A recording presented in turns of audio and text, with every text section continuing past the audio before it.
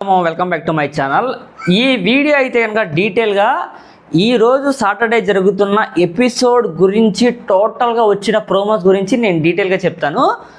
అందరూ మన ఛానల్లో వీడియో చూస్తున్నారు కదా, లైక్ కొట్టట్లేదు, దయచేసి అందరు లైక్ కొట్టండి. ఛానల్ సబ్స్క్రైబ్ చేయని వాళ్ళు ఎవరైనా ఉంటే దయచేసి సబ్స్క్రైబ్ చేసుకొని చూడండి. ఈ వీడియో కళ్యాణ్ పడాల ఫ్యాన్స్కి సూపర్ డూపర్ హిట్ అయింది అనమాట మన వీడియో అయితే కనుక. అండ్ తనుజ గారికి చాలా బ్యాడ్ న్యూస్. తనుజ గారి ఫ్యాన్స్ ఎవరైతే ఉన్నారో దయచేసి హట్ అవ్వద్దు. నేను ప్రోమో పరంగా చూసే మాట్లాడుతున్నాను. ఎపిసోడ్ చూసిన తర్వాత దాని గురించి కూడా మాట్లాడతాను. బట్ ఇది మాత్రం ఖచ్చితంగా నెగిటివ్ ఎపిసోడ్ తనుజ గారికి అయితే కనుక. ఖచ్చితంగా ఏం మాట్లాడారు ఏంటి నాకు సరే అని చెప్పి డీటెయిల్గా ప్రోమో 1 ప్రోమో 2 గురించి చెప్తాను మామ. ఎక్కడా స్కిప్ చేయొద్దు. 5 నిమిషాలే చెప్దాము. 5 నిమిషాలు ఎక్కడా స్కిప్ చేయకుండా చూడండి, మీకు ఖచ్చితంగా ఇంట్రెస్ట్ ఉంటుంది. ఇంట్రెస్ట్ పాయింట్సే మాట్లాడదాం.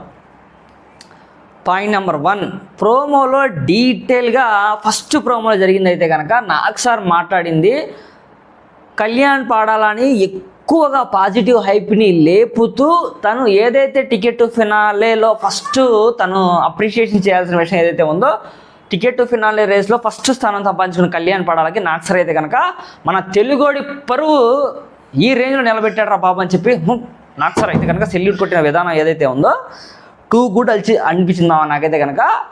సో ఆ సెల్యూట్ కొట్టిన వెంటనే కళ్యాణ్ పడాల కూడా సెల్యూట్ అని చెప్పి ఇలా కొడతాడు మామ. గూస్ బంప్స్ వచ్చినాయి. అసలు ఎపిసోడ్ మొత్తంలో ఆ ఒక్క సీన్ చాలరా బాబు అన్నట్టుగా అనిపించింది అనమాట నాకు సార్ అయితే కనుక. కళ్యాణ్ పడాలకైతే హెవీ పాజిటివ్ అనమాట. ఆ ఒక్క సీన్తోనే తను ఇక్కడతో ఆగకూడదు, నువ్వు ఖచ్చితంగా ట్రోఫీ కొట్టాలి అన్నట్టే ఇండైరెక్ట్గా మాట్లాడారు అయితే కళ్యాణ్ పడాలతో నాకు సార్ అయితే కనుక.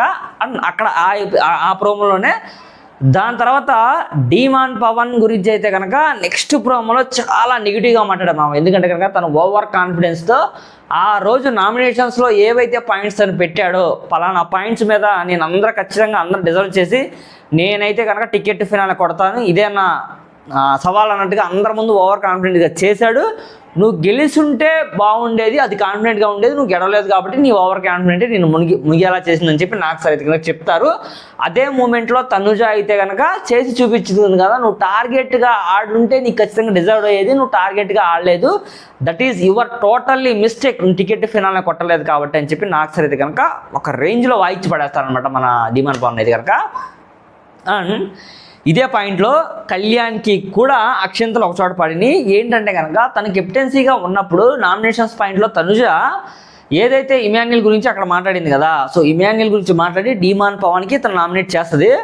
అప్పుడు ఇమాన్యుల్కి తనుజ గారు చెప్పిన మాటలు ఏవైతే ఉన్నాయో ఆ ఓట్స్లో ఏదైతే నామినేషన్స్ పాయింట్స్లో నువ్వు అక్కడ వెళ్ళి మాట్లాడినప్పుడు క్లారిఫికేషన్స్ ఎందుకు మాట్లాడావు, నామినేషన్స్ మాట్లాడు కదా, నువ్వు అక్కడ కెప్టెన్గా ఉన్నప్పుడు చెప్పాల్సిన బాధ్యత నీది, నువ్వు ఎందుకు చెప్పలేదు, తనుజ ఉందని చెప్పలేదా, వేరే వాళ్ళు ఉంటే చెప్పేవాడివా, డీమాన్ పవన్ నుండి చెప్పేవాడువా, రితుజర్ నుండి చెప్పేవాడు అని చెప్పి నాకు సార్ అయితే కనుక ఇండైరెక్ట్గా అడిగారు.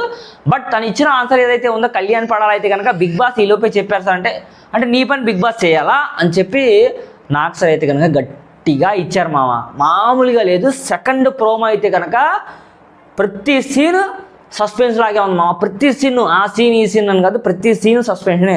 ఒక పక్క బర్నీ గారిని ఆ ట్రయాంగిల్ ఏదైతే టాస్క్ ఉందో కెప్టెన్సీ కంటెంటర్లా అయిపోయిన తర్వాత, కెప్టెన్సీ కంటెంటర్ కాదు, ఏదైతే బర్నీ గారు రితు గారు ఆ టికెట్ ఫినాలే గురించి రేస్లో బర్నీ గారు అక్కడ ఓడిపోతారు కదా, ఆ టాస్కులో ఏదైతే రెక్టాంగిల్కి ట్రయాంగిల్కి నీకు తేడా తెలియకుండా ఎలా మాట్లాడావని చెప్పి బర్నీ గారికి వాయిచ్చి పడేసిన తర్వాత అసలు ఇదంతా అవడానికి కారణం నువ్వే తనుజ, నీ వల్లే ఇంత రచ్చ జరిగింది, నువ్వు ఎందుకు అసలు ఆ పాయింట్ అవుట్ చేసావు, అసలు ఇది ట్రయాంగిల్ కాదా అని చెప్పి నువ్వు పాయింట్ అవుట్ చేసావు.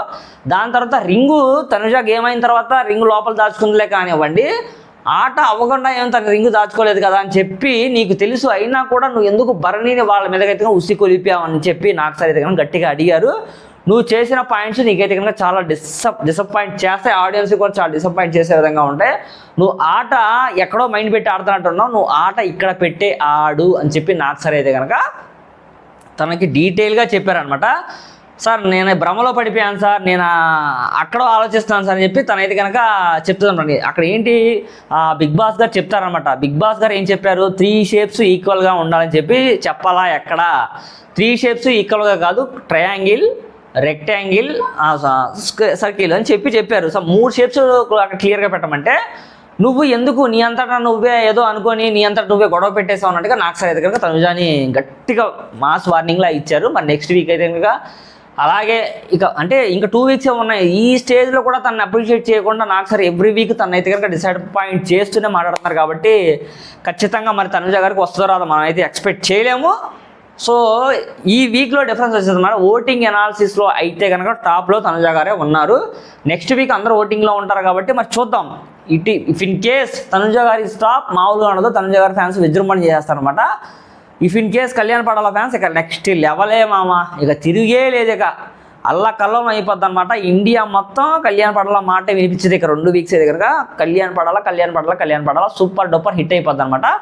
అలా ఎపిసోడ్స్ అయితే జరిగినాయి. దీని తర్వాత కామెడీ జోన్ కూడా ఉంది. ఇక్కడైతే కనుక డీమాన్ పవన్ ఏదైతే ఉందో తను డ్రెస్ చేసుకున్నప్పుడు లోపల ఇమాన్యుయల్ ఎరా జోబులో నుంచి పావురాలు చేస్తావా, ప్యాంట్లో నుంచి పాములు చేస్తావా, ఏం చేస్తున్నారా మ్యాజిక్ జోకర్ అని చెప్పి కొంచెం ఫన్నీ ఎంటర్టైన్మెంట్ వాళ్ళ హౌస్లో ఏదైతే చేసుకున్నారో నాకు సరైతే కనుక డీటెయిల్గా ఆన్ స్టేజ్ కూడా అది చూపించి క్లిప్పు అక్కడైతే కనుక నాకు సార్ ఎక్స్ప్లెయిన్ చేస్తారు. దాని గురించి కొంచెం కామెడీగా అనిపించింది. ఏంటి కాస్ట్యూమ్స్ చాలా బాగున్నాయి డీమాన్, నీవైతే కనుక నీ కాస్ట్యూమ్స్ చాలా బాగున్నాయి, నువ్వు ఏంటి ఏం ఇక్కడ ఏమన్నా మ్యాజిక్ షోకి వచ్చావా, మ్యాజిక్ చేసి చూపించు, ఫ్యాంట్లో నుంచి పావురాలది జోబులో నుంచి పాములది అని చెప్పి ఎంటర్టైన్మెంట్ నాకు సార్ అయితే కామెడీ చేస్తారు. అలా కామెడీ చేస్తూనే ఏదైతే గేమ్ ఉందో సీరియస్ జోన్కి నిదానంగా కన్వర్ట్ అయిపోయింది అనమాట. ఆ సీరియస్ జోన్లో ఒక డమ్మీ ట్రాఫీ తెచ్చి ఈ ట్రాఫీ ఎవరికి డిజర్వ్డ్ ఎవరికి అన్డిజర్వ్డ్ హౌస్లో అందరూ చెప్పాలి మామ. ఇమాన్యుయల్ చెప్తాడు, కళ్యాణ్ చెప్తుంది, దాని తర్వాత రీతు చౌదరి చెప్తుంది, దాని తర్వాత తనుజ చెప్తారు. తనుజ పాయింట్ నెంబర్ 1 ఏంటంటే తనుజ కళ్యాణ్కి అన్డిజర్వ్ అని చెప్పి అన్లైక్ సింబల్ చూపిస్తుంది. కళ్యాణ్ కూడా తనుజ అన్డిజర్వ్ అని చెప్పి అన్లైక్ సింబల్ చూపిస్తారనమాట. సో వీళ్ళిద్దరికైతే గట్టి కాంపిటీషనే ఉన్నట్టు అనిపించింది. దాని తర్వాత చాలామంది హౌస్లో సంజన గారు అన్డిజర్వ్డ్ ట్రోఫీ అని చెప్పి చెప్తారు. అండ్ బర్నీ గారికి కూడా, సుమన్ అన్నకు కూడా. ఇక్కడ సుమన్ అన్న అడుగుతారనమాట, నాకు సరే ఎందుకు నువ్వు సంజన గారికి అన్డిజర్వ్డ్ చూపించావంటే నాకు ఆవిడ చూపించానని చెప్పి నేను చూపించానని చెప్పి కామెడీతో ఈ ప్రోమోస్ అయితే కనుక ఎండ్ అయినాయి మామ. ప్రోమో చూడండి, ఖచ్చితంగా మీకు నచ్చే ఉందని అనుకుంటున్నాను ఖచ్చితంగా. అండ్ బిగ్ బాస్ 9 తెలుగు సీజన్లో ప్రోమోస్ ఎవరైనా చూడకపోతే చూడండి, యాజ్ ఇట్ ఈజ్గా నేను చెప్పిందే ఉంటుంది. నేను ఇంకా క్లియర్గా మీకు అర్థమయ్యేలా చెప్పాను మామ. ఖచ్చితంగా నచ్చితే కనుక లైక్ చేయడం మర్చిపోవద్దు, సబ్స్క్రైబ్ చేయండి, అస్సలు మర్చిపోవద్దు. ఓకేనా? నెక్స్ట్ ఫుల్ ఎపిసోడ్తో మీ ముందుకు వస్తాను. Thank you so much, bye.